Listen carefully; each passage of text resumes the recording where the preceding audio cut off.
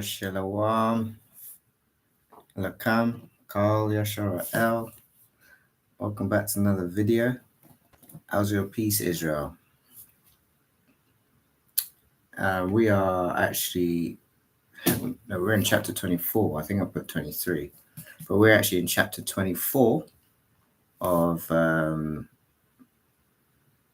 Shemawath, which is Exodus, and we're going to kick right back into it. So, verse 1, the context of this is the covenant confirmed, right? All right, so it reads on this way. It says, Then he said to Moses, Come up to the Lord, you and Aaron, Nadab, and Abihu, and 70 of the elders of Israel, and worship from afar. Moses alone shall come near to the Lord, but the others shall not come near, and the people shall not come up with him. Moses came and told the people all the words of the Lord and all the rules. And all the people answered with one voice, saying, All the words that the Lord has spoken we will do. And Moses wrote down all the words of the Lord. He rose early in the morning and built an altar at the foot of the mountain and 12 pillars according to the 12 tribes of Israel. And he sent young men of the people of Israel who offered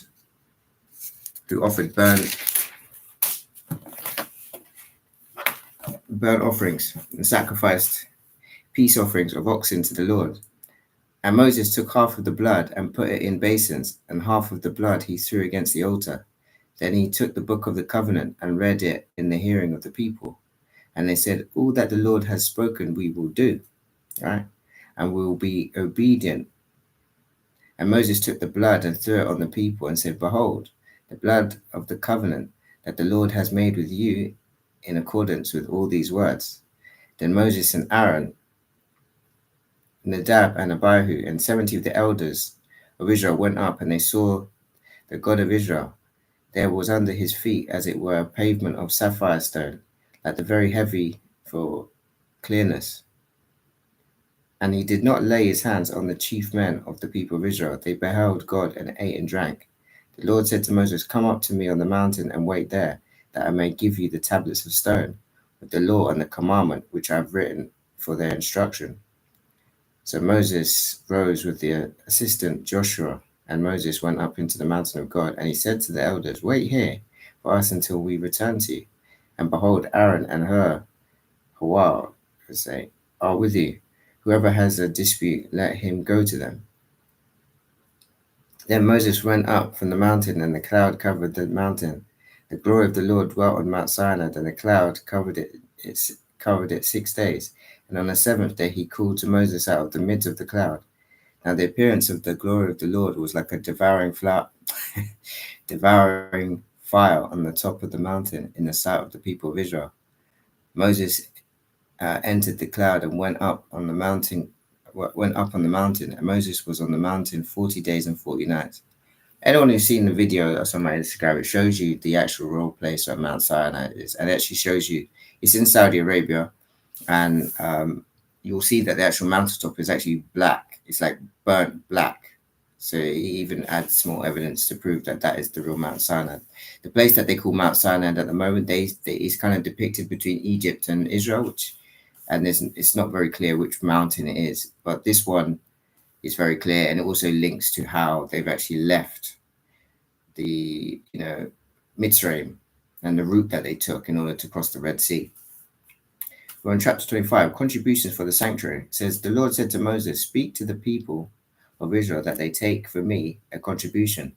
From every man whose heart moves him, you shall receive the contribution from me. And this is the contribution that you shall receive from them.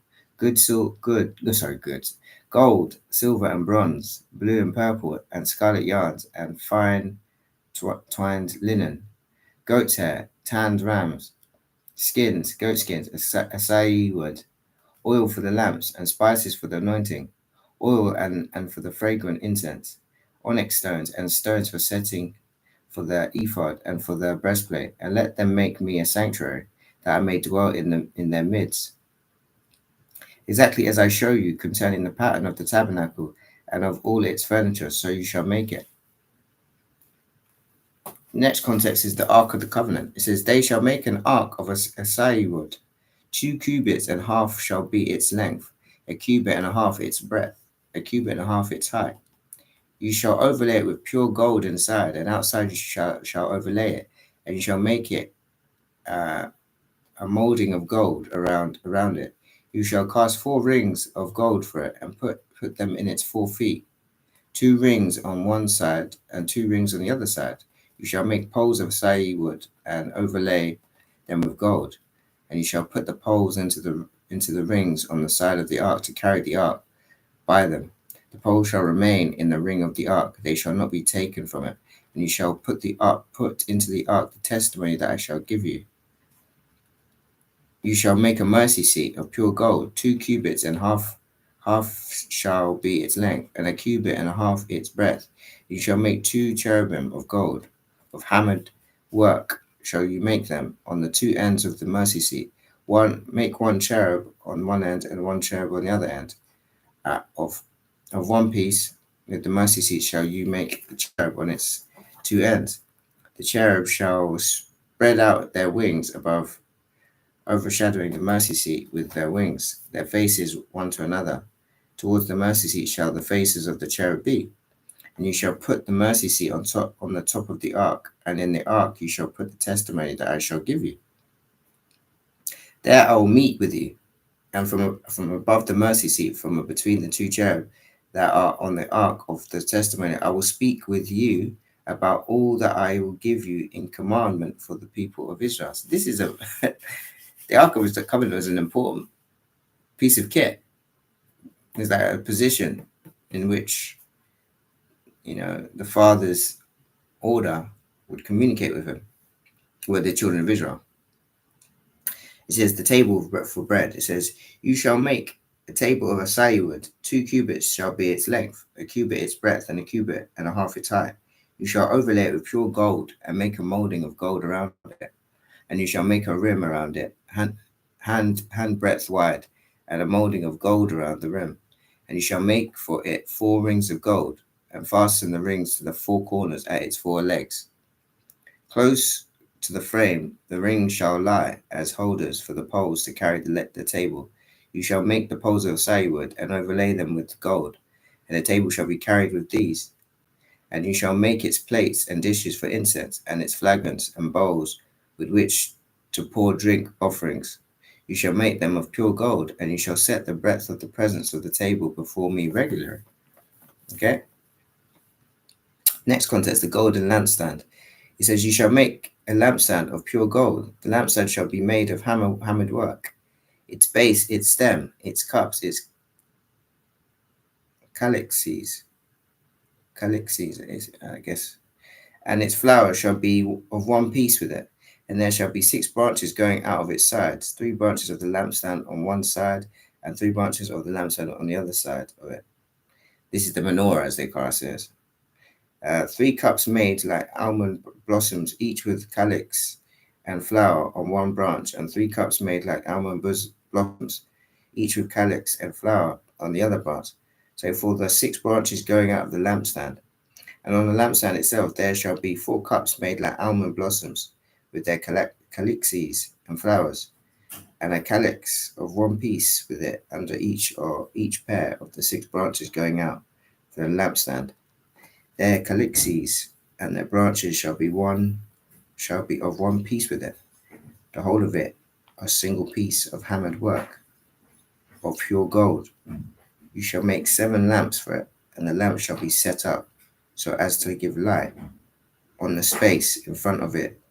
Its tongues and their trays shall be of pure gold. It shall be made with all these utensils out of a talent of pure gold.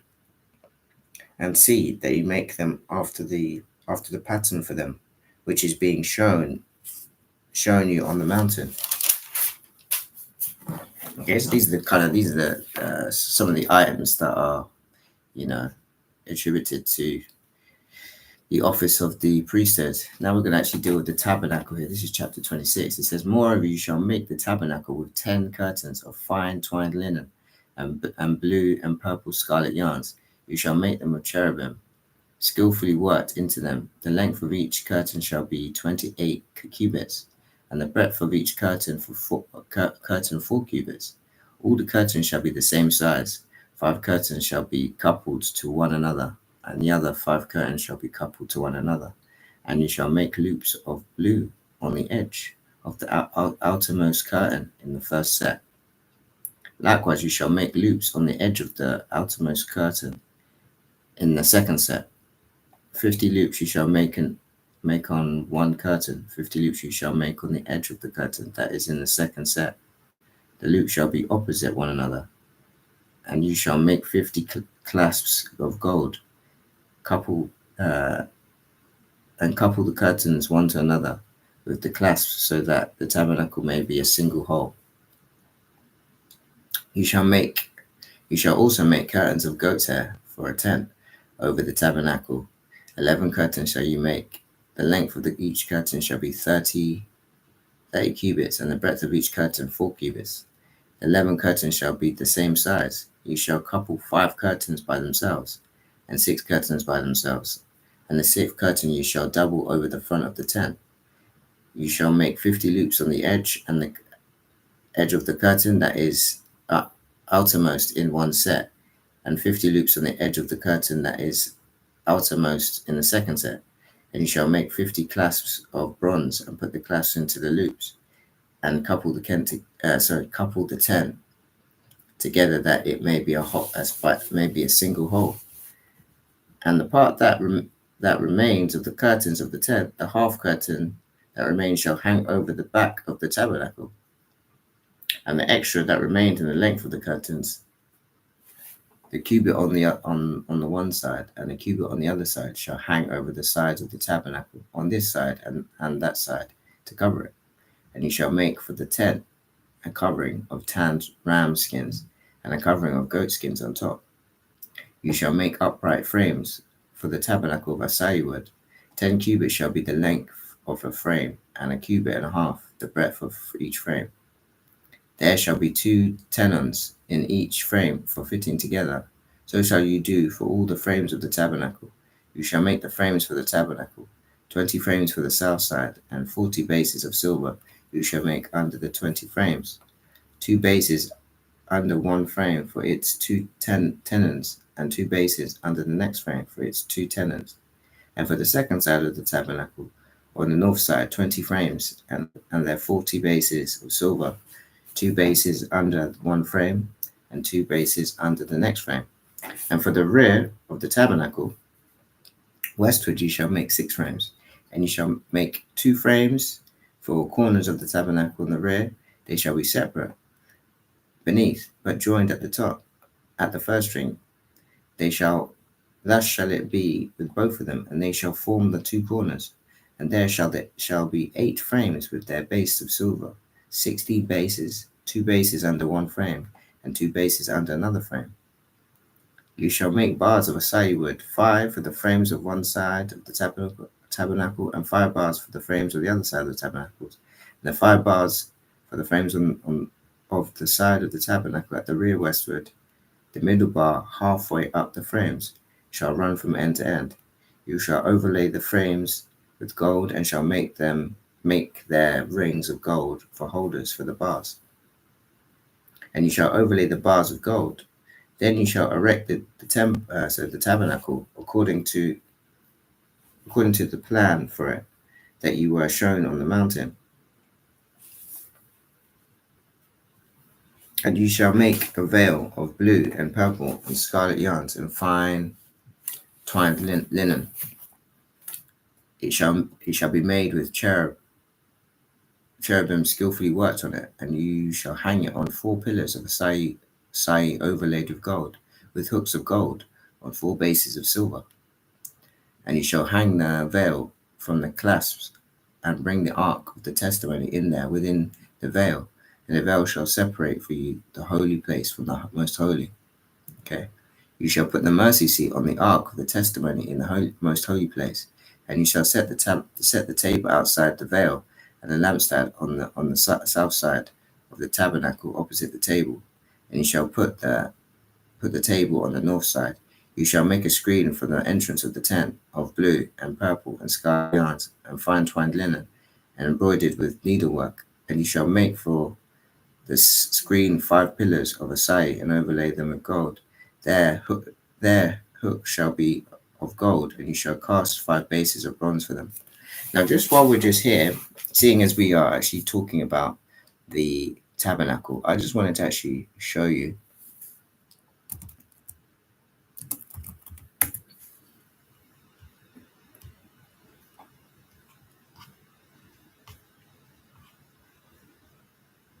So, if I just share my screen quickly.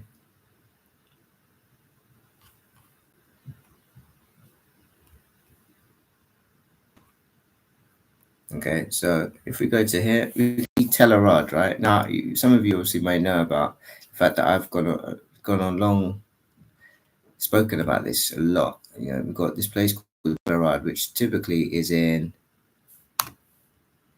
you know, is in the Negab, right, of Israel. This is in the south of Israel. If you zoom out here, okay, right, where they typically class the Jerusalem is here, okay. Now, this is the Amorite Jerusalem. The idea is that they say that in the scripture it talks about that Jerusalem is a desolate place, right? Uh,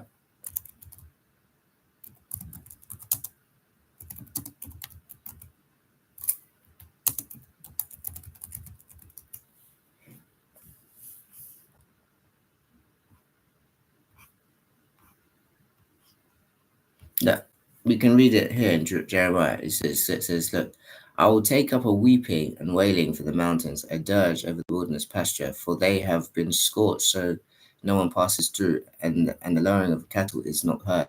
Both the birds in the air and the beasts have fled, they have gone away. And I'll make Jerusalem a heap of rubble, a haunt for jackals, and I'll make the cities of Judah a desolation without an inhabitant. Right? There's actually many other scriptures that, you know, talk about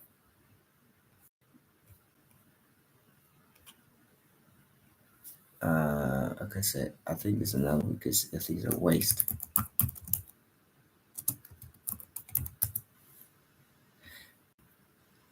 It said, look, this is Isaiah 52:9. It says, break forth together into singing, your waste places of Jerusalem, for the Lord has comforted his people, he has redeemed Jerusalem. The Lord has bared his holy arm before the eyes of the nation, and all the earth shall see his salvation. This is a prophecy that hasn't happened yet, because it says, break forth together into singing, you waste places of Jerusalem, for the Lord has comforted his people. This is something that is where he's gathered his people, and it's now, you know, if we could look into this one, Isaiah 58. It says, the Lord will always guide you. He will satisfy you in a sun-scorched land and strengthen your frame. You'll be like a well-watered garden, like a spring whose waters never fail. Your people will rebuild the ancient ruins. This is a prophecy. You will restore the age-old foundations. You'll be called the repairer of the breach, restorer of the street dwellings. Okay, so what is that? Obviously, there's something that they were having to repair, right? That's because Jerusalem is supposed to be a desolation. This last one, let's look at this one. Isaiah 51:3. It says, look to Abraham, your father, and to Sarah, who gave birth to you. When I called him, he was but one. Then I blessed him and multiplied him. For the Lord will comfort Zion. Zion is a place. That's the place that we're looking at here. This is Mount Zion. Let me go and get this here. This is Mount Zion. It's on a hill, right? See, this the city of David. This is a hill, and this is called the Tabernacle of David. This is where Hamashiach is going to reign. Look, you see here? It's like on a hill, right? This is Mount Zion. This is where the Hamashiach is going to reign. And how we know is because of this place here. It's got the same structure as what we were just talking about as the tabernacle. This is called the Holy of Holies. This is where the Holy of Holies, the veil would have covered. So you would have seen inside here, the Ark of the Covenant would have stood here, right? Then this is, you know, either this is the showbread table. This is the outer court, I believe.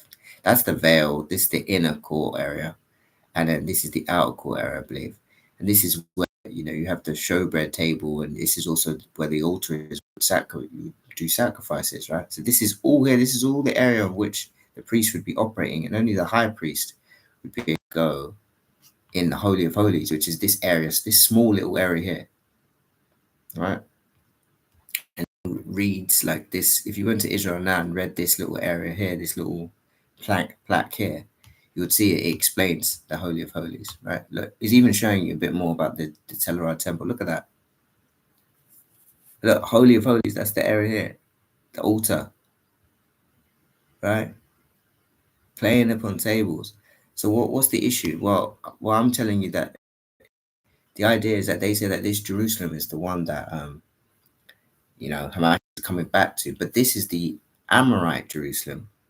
He's reigning in the Jebusite Jerusalem, which is in the south, which is near Beersheba. Anyone who's read the scriptures, you'll find that Beersheba is in close proximity to Mount Olives. Mount Olives is close to Jerusalem. Jerusalem is literally like, it's like Jerusalem's like here. It's like all around this area here. If I was going to get more of a clearer, I don't know if it's going to show it, but nah, it's not going to really show too much clarity. But it might do. You can see it. Look. You can see these are the walls. Yeah, where my mouse is. There are some gates here that have been destroyed, but these were certain gates. They had their Ephraim gate, which was more to the north, which was probably about here, is where Ephraim, because if the tribe of Ephraim, the tribe that I come from, we were dwelling more north to Jerusalem. So we were in the fertile areas. This area here, this is more Ephraim. So we would have come down here, and then we would have come through the Ephraim gate, right? There was different gates. There's the Benjamin gate. Benjamin was more south. Well, really, actually, the whole thing was in Benjamin, to be honest. But Judah was the one that was more south. You see what I'm saying? So, but this is here, and this area here, this is what they call this place the Canaanite city, because they found remains of melanated people, bones. You see, this here is all got, they found loads of dead bodies here. You see, and they're all melanated. They call it Canaanite city because they believe that the Canaanites were of melanation. This is the city of death. This is Mount Zion. This is the same thing that we're seeing here, this thing, right? And we just read that it's supposed to be a desolate place. If you look at this place, if you ever go to the place here, the whole place is desolate. You can literally you can't even see, like, you can count the trees. See, which fits prophecy. You see what I'm saying? Because the place that they call Telluride, Jerusalem, is not desolate. It's inhabited by many people, and there's a lot of grass. It's green up there. You see what I'm saying? If you even just hover on the name, look, it's all green. Look at the amount of trees. It's built up. What is there to build? Now, obviously, if you believe that those people who are there are the ones that rebuilt that place, then fair enough. That's up to you. Then you're gonna have to believe that Hamashiach hasn't come yet. You're gonna believe that this is the first, the Hamashiach that they're talking about is gonna be the one that comes. You see, but we know that Hamashiach has already come the first time, and in the second coming, he's gonna come and reign on Mount Zion, which is in Telluride, right? This is the place. This is the city of David, right? We're going to dwell in unwalled villages. And this is the safest place for any child of Israel to come back to, I'm telling you, this is the place to go. If you come to the, and you can actually come and stay here. You can go and camp inside this place, but you have to pay now. Before you didn't. But there are free, on my YouTube, there are free, what do you call it? There are free campsites. Free, there we go. This is for anyone who's interested in, going camping, but you can go, there's free campsites in Israel. Okay. And I personally don't think it's no coincidence. The fact that they actually letting people come there and you can camp there free. You see what I'm saying? A lot of places like especially in the UK, they charge you to camp. Here, you can literally go and camp free. So there's no requirements in that sense. But there's actually spots that are actually quite close to Telerad. So I was just trying to find. I don't want to spend too much time on this book because I want to continue reading. But yeah, here we go. So you can go, if I clicked zoom in here, ideally you would want to camp close to Tel Arad because that's Arad, that's where so you could camp if you wanted to go. I think the best place to camp for the free camping places anyway. I'm not saying that you'd have to stay there. You could technically stay anywhere and camp. But it does talk about that I know that some people have gone and camped there. And not in this place, but in other places. And if you stay there for too long, they may come and say that you need to move because it's not an actual camping area. But these places are actually free campsites, but they are been registered as places where people can come and stay, and people won't move you from there. So if you're more wary about where to stay,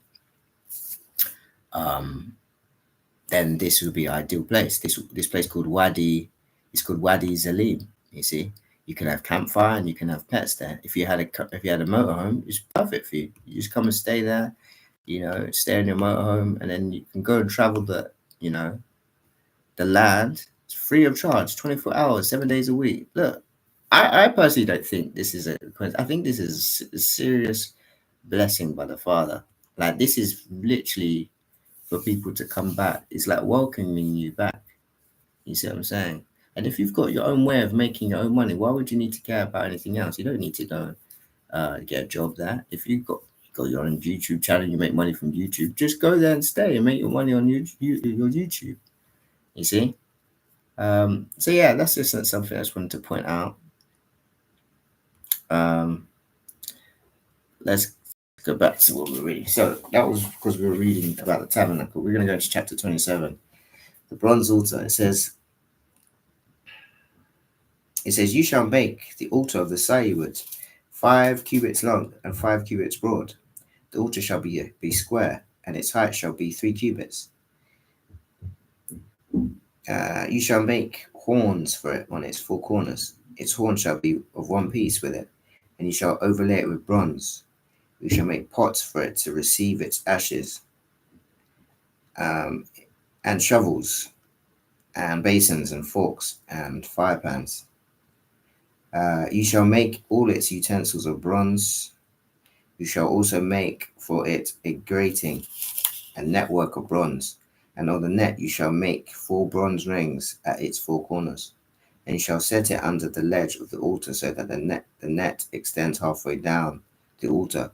And you shall make poles for the altar, poles of a sayyi wood, and overlay them with bronze. And the poles shall be put through the ring so that the poles are on the 2 sides of the altar when it is carried. You shall make it hollow with boards. As it has been shown you on the mountain, so shall it be made. The court of the tabernacle. You shall make the court of the tabernacle on the south side of the court shall have hangings of fine twined linen, and 100 cubits long for one side. Its 20 pillars and their 20 bases shall be of bronze, but the hooks of the pillars have their fillets shall be of silver.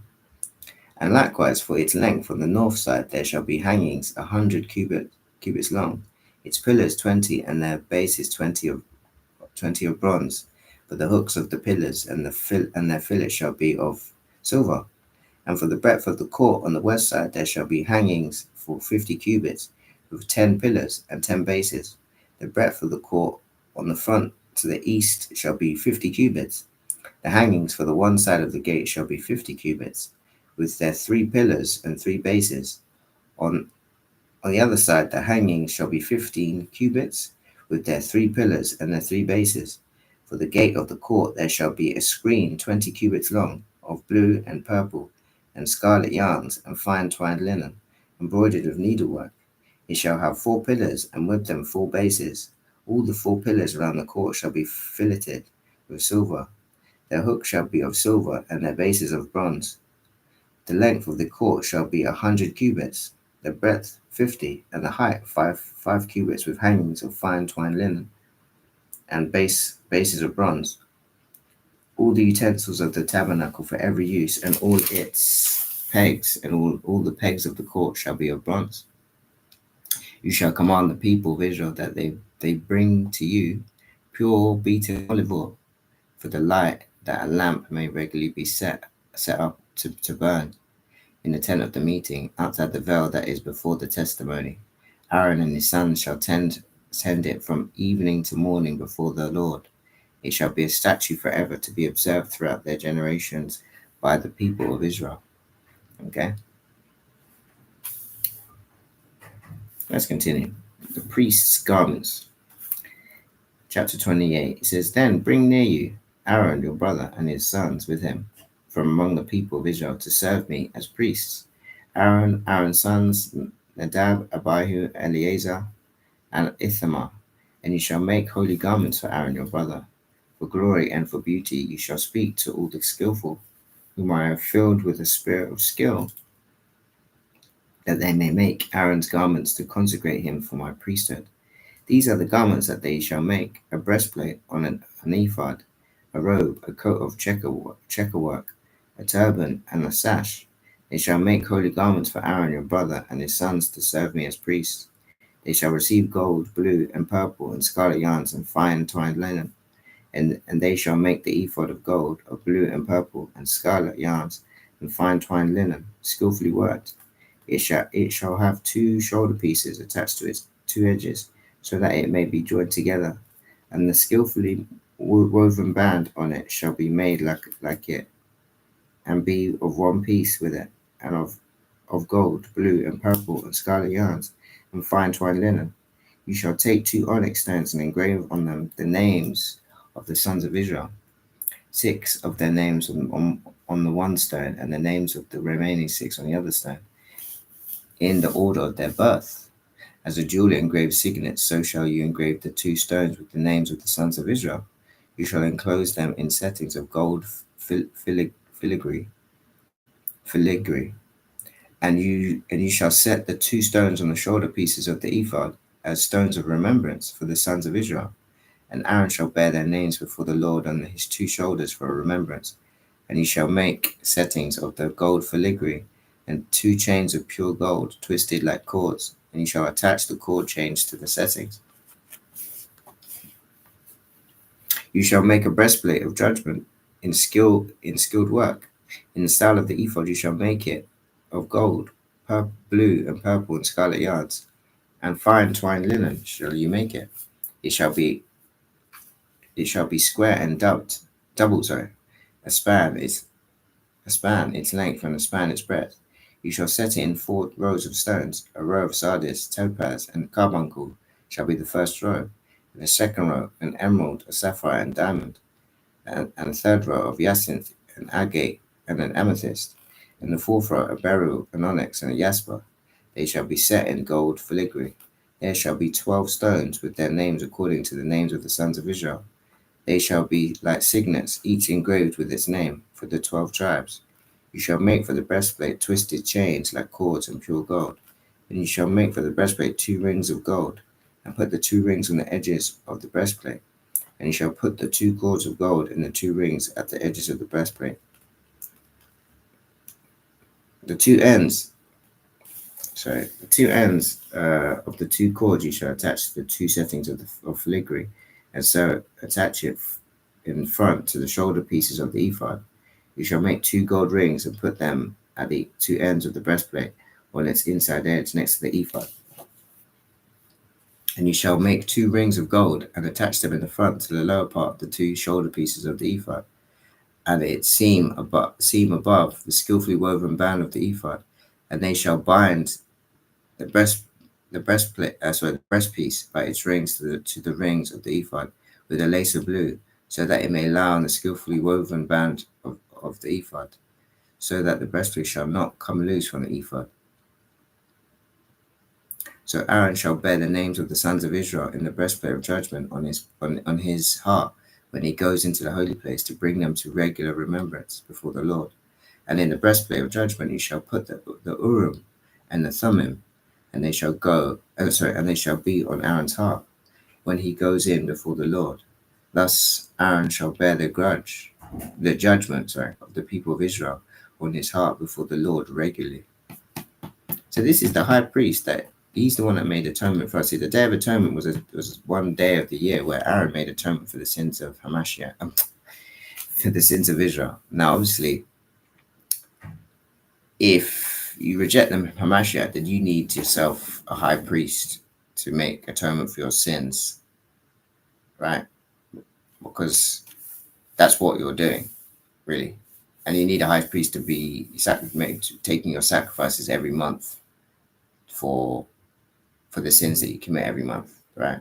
But by you, believing that Hamashiach is the Son of God, he is your high priest coming out from the order of Melchizedek, right? Which, brings you closer to the Father. As he says himself, he is a mediator between us and the Father. You shall make the robe of the ephod all of blue, and it shall have an opening for the head in the middle of it, with a woven binding around the opening, like the opening in a garment, so that it may not tear.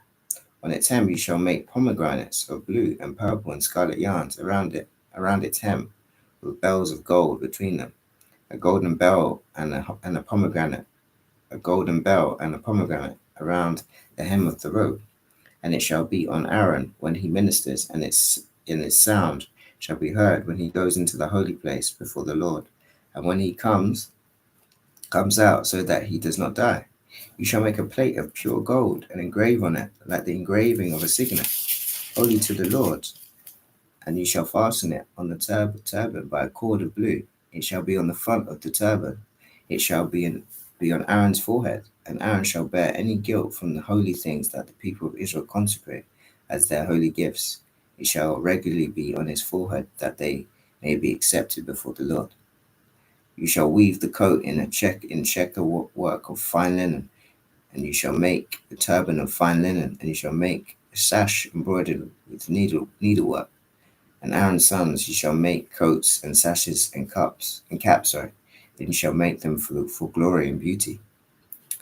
And you shall put them on Aaron your brother, and on his sons with him, and shall anoint them and ordain them and consecrate them, that they may serve me as priests. You shall make for them linen undergarments to cover their naked flesh. They shall reach from the hips to the thighs, and they shall be on Aaron and on his sons when they go into the tent of the meeting, or when they come near the altar to minister in the holy place, lest they bear the guilt and die. This shall be a statute forever for him and for his offspring after him. All right, let's continue. It's consecration of the priests. Now this is what you shall do to them to consecrate them, that they may serve me as priests. Take one bull of the herd and 2 rams without blemish, and unleavened bread, unleavened cakes mixed with oil, and unleavened wafers smeared with oil. You shall make them of fine wheat flour. You shall put them in one basket, and bring them in the basket, and bring the bull and the 2 rams. You shall bring Aaron and his sons to the entrance of the tent of the meeting, and wash them with water. Then you shall take the garments and put on Aaron the coat and the robe of the ephod, and the ephod and the breastplate, and gird him with the skillfully woven band of ephod. And you shall set the turban on his head, and put the holy crown on the turban. You shall take the anointing oil and pour it on his head and anoint him. Then you shall bring his sons and put coats on them, and you shall gird Aaron and his sons with sashes, and bind caps on them, and the priesthood shall be theirs by statute forever. Thus you shall ordain Aaron and his sons. Then you shall bring the bull before the tent of the meeting. Aaron and his sons shall lay their hands on the head of the bull. Then you shall kill the bull before the Lord at the entrance of the tent of the meeting, and shall take part of the blood of the bull and put it on the horns of the altar with your finger, and the rest of the blood you shall pour out on the base of the altar. And you shall take all the fat that covers the entrails, and the long lobe of the liver, and the 2 kidneys with the fat that is on them, and burn them on the altar. But the flesh of the bull and its skin and its dung you shall burn with fire outside the camp. It is a sin offering. Okay. Then you shall take one of the rams, and Aaron and his sons shall lay their hands on the head of the ram, and you shall kill the ram and shake, and you shall take its blood and throw it against the sides of the altar. Then you shall cut the ram into pieces, wash its entrails and its legs, and put them with its pieces and its head, and burn the whole ram on the altar. It is a burnt offering to the Lord. It is a pleasing aroma, a food offering to the Lord. You shall take the other ram, and Aaron and his sons shall lay their hands on the head of the ram, and you shall kill the ram and take part of its blood and put it on the top tip of the right ear of Aaron, and on the tips of the right ears of his sons, and on the thumbs of their right hands, and on the great toes of their feet. Wow, this is very interesting. Of their right feet, and throw the rest of the blood against the side of the altar. Then you shall take part. This is a serious, set of instruction, let's just say. It's just a ordinance, or if you want to call it that. Then you shall take part of the blood that is on the altar and of the anointing oil, sprinkle it on Aaron and his garments, and on his sons and his sons' garments with him. He and his garments shall be holy, and his sons' garments with him. You shall also take the fat from the ram, and the fat tail, and the fat that covers the entrails, and the long lobe of the liver, and the 2 kidneys with the fat that is on them, and the right thigh, for it is a ram of ordination, and 1 loaf of bread, and 1 cake of bread made with oil, and 1 wafer out of the base basket of unleavened bread that is before the Lord. You shall put all of these on the palms of Aaron and on the palms of his sons, and wave them for a wave offering before the Lord. Then you shall take them from their hands and burn them on the altar on the top of the burnt offering as a pleasing aroma before the Lord. It is a food offering to the Lord. You shall take the breast of the ram of Aaron's ordination and wave it for a wave offering before the Lord, and it shall be your portion. And you shall consecrate the breast of the wave offering that is waved, and the thigh of the priest's portion that is contributed from the ram of ordination, from what was Aaron's and his sons. It shall be for Aaron and his sons as a perpetual due for the people of Israel, for it is a contribution. It shall be a contribution from the people of Israel from their peace offerings, their contribution to the Lord. Notice that a lot of these things we're reading with the ordinances, that we don't have a physical high priest to do all these things. That's why we do not partake in all this offering stuff. And to be honest, Hamashiach has really killed many birds with 1 stone. You see what I'm saying? But this was a must at these times, because it was Aaron who was the mediator, let's just say, between us as the children of Israel and Abba. It says, the holy garments of Aaron shall be for his sons after him. They shall be anointed in them and ordained in them. The son who succeeds him as priest, who comes into the tent of the meeting to minister in the holy place, shall wear them 7 days. You shall take the ram of ordination, and boil its flesh in a holy place. And Aaron and his son shall eat the flesh of the ram and the bread that is in the basket in the entrance of the tent of the meeting. They shall eat those things with which atonement was made at the ordination and consecration. But an outsider shall not eat of them, because they are holy. Okay, so this is only for the children of Israel. Okay.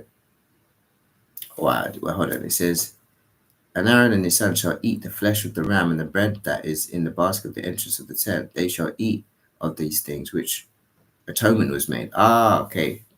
No, so it's only Aaron and his children can eat of it, made at the ordination, but an outsider shall not eat of it, because they are holy. Okay, so this is for atonement for the children of Israel's sins. And if any, it says, and if any of the flesh for the ordination of the bread remain until the morning, then you shall burn the remainder with fire. It shall not be eaten, because it is holy.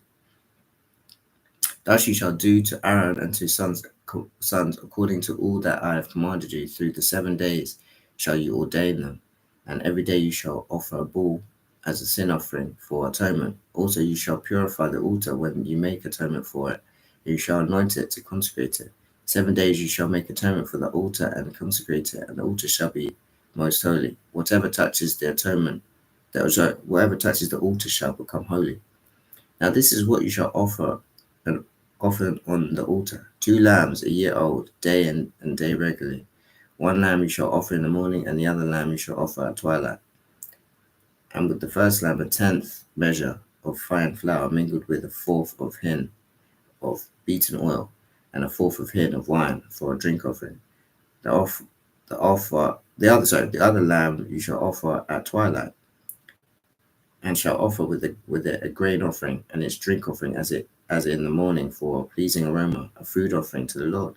It shall be a regular burnt offering throughout your generations at the entrance of the tent of the meeting before the Lord, where I will meet you to speak to you there.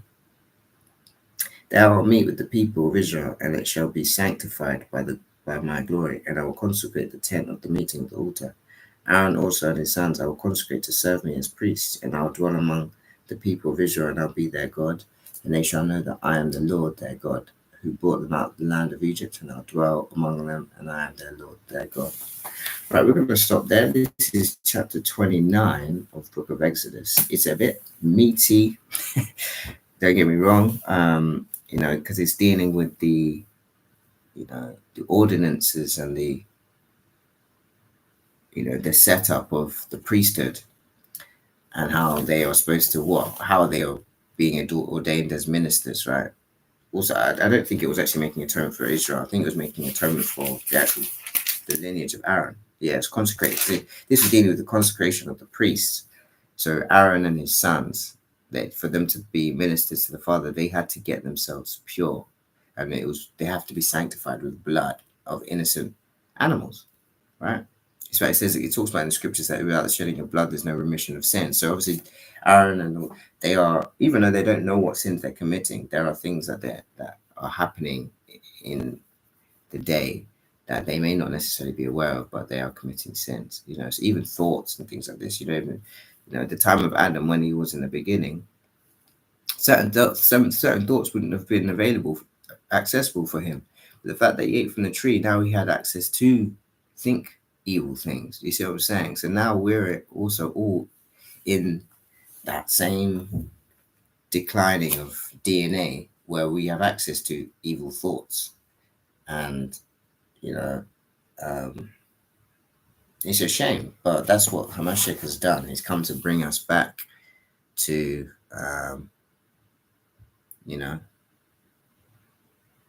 the original state, how we should have really been from the very beginning. We're supposed to really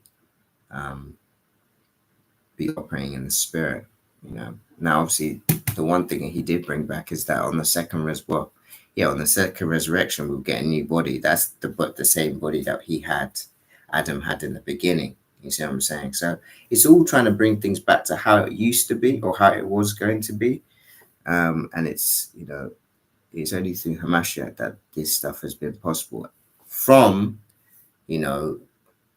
Abi, the Father is the one has laid out how this thing is going to operate, and Hamashiach's the one that stepped up to say that he would go and do it, because it shows that there was no one worthy to open up the seals, and everyone was weeping, and and then it talks. This is in the book of Revelation. Then it talks about the fact that the Lamb that was slain from the foundation of the universe, he was the one that came and was worthy to open up the seals. Why? Because he came in the flesh, and he walks the walk.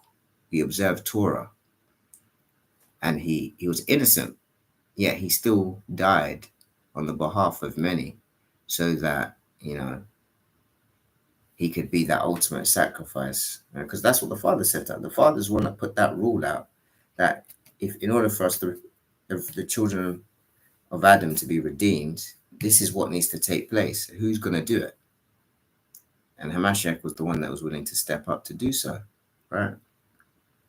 So I really hope that the reader that listened to this word has found some form of edification in what we read. It's a lot about, I'm definitely gonna have to read this again, like this whole book again. I'll probably, what I'm gonna do is I'm gonna go through cover to cover, then I'm gonna probably start back again in the Genesis at some stage, which will be obviously quite far down in the future. But I know that there's some interesting things I read in some extra biblical texts about the fact that the Ark of the Covenant,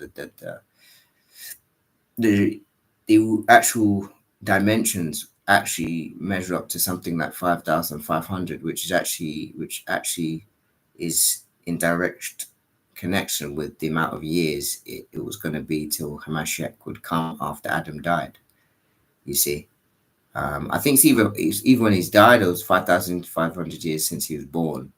I think it was since the beginning. It was going to be 5,500, or since he committed the sin. I reckon it's probably then. So there's some interesting connections with some of the objects and ordinances and statutes that happened in the scriptures, that some extra biblical texts give you some interesting insight to how it all connects, because the Father definitely deals with spiritual connections with things that are in the Bible, and it only makes the Bible more interesting to read when you're able to see these connections through the Spirit.